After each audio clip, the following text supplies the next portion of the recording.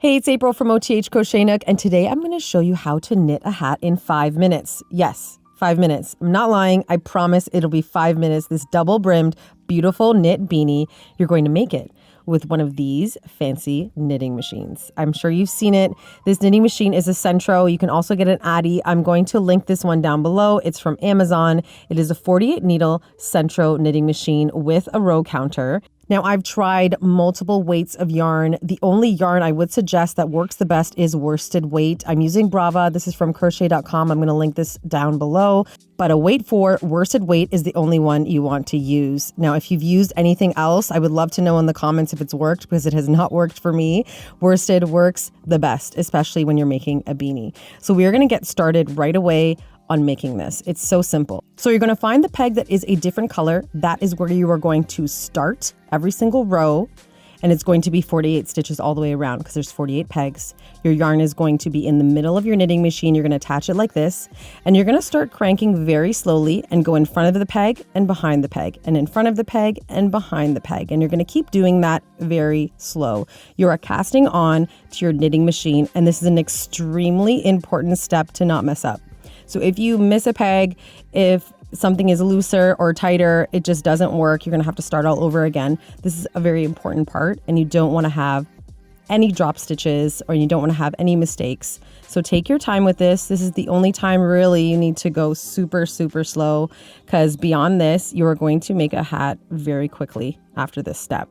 And you're going to keep doing this until you return to that white peg. Your peg might be a different color on your machine. Sometimes they're black or blue. Mine is white. So that is your yarn guide that I'm pointing at there. So you're going to take all of your yarn from the middle of the machine and you're going to bring it to the outside of the machine. And that's where we're going to be working our yarn with as we're cranking away with our hat. Make sure your yarn is on the outside. And from here, before that white peg, you are going to put it through the yarn guide. Make sure it goes all the way down there. And then you're going to notice there is a 3 tension rod there. So that is your stitches. And if they are tighter or medium or loose, I have never used the second and the third. I've always used the tightest. I want the stitches to be extremely tight, like you can't see through the hat. You know what I mean? Then you are going to start cranking away. And this is where the beanie starts knitting itself. This is where you want to go a little bit slow, like not too crazy. But for the first 5 rows, I would kind of just watch every single peg, making sure that the knitting machine is catching every single one and it is actually knitting every one. Now, if you want to go faster, and this is where my 5-minute promise comes into play here. This attachment you can get on Amazon. I'll link it below. It fits most drills. You can go and fast forward. And this is where you will make your hat in 5 minutes. No joke. You will do 140 rows. That is how many you need to make this beanie. And with the drill, I have timed it. It was 5 minutes. It's crazy. But again, cranking it, it'll be like just under 10. That's still amazing, because if I was knitting a hat, it would take me probably over an hour, because I am a very slow knitter. But you'll see this tube working away and knitting itself.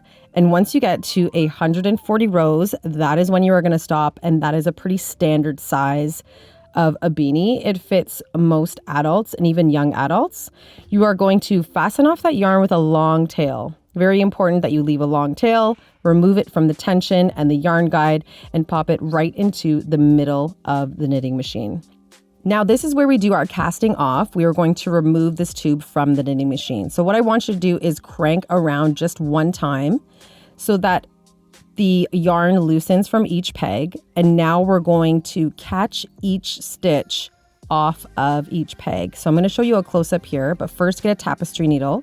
And with that long tail, you're going to want to use that because we're going to be weaving that long tail through each of the stitches all the way around to cast this off of the knitting machine.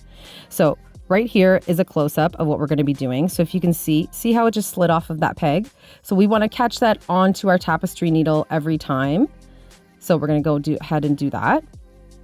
And then we'll do that again for the next one. And you're going to do that for every single one. So this step is a little slower, a little tedious, but also very important, because you are fast forwarding the next step that's going to come after this, which you are going to be glad that you weaved this through each stitch.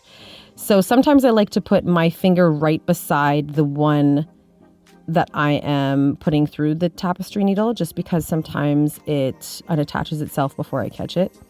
So sometimes you need to do that, but that's just a little tip that I've noticed that sometimes it does do that. So you're going to go ahead and cast off every single stitch so we can remove this tube and start making the hat.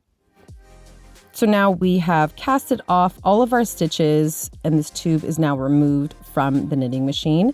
Make sure to keep the tapestry needle still attached because we still need it for the next step. We'll remove the knitting machine and say thank you very much, I love you, come back soon. And we are going to make our hat now very easily. So what you want to do is flatten out and kind of press on this tube just to make it all perfect and nice.